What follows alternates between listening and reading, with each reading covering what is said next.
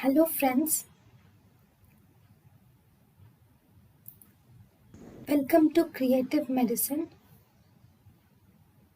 In this lecture, we will learn about Prognostic factors of multiple sclerosis. So, what are the poor prognostic factors of multiple sclerosis?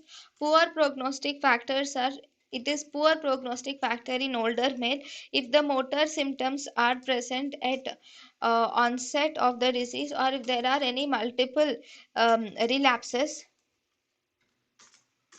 or if there is early relapses relapses are present earlier in the disease or if there are multiple lesions on MRI. So all these are poor prognostic factors. That is, if the patient is an old male with motor symptoms at the onset of the disease, or if there are multiple relapses, or if the relapses are occur early, or if there are multiple lesions on MRI. So all these are the poor prognostic factors of multiple sclerosis.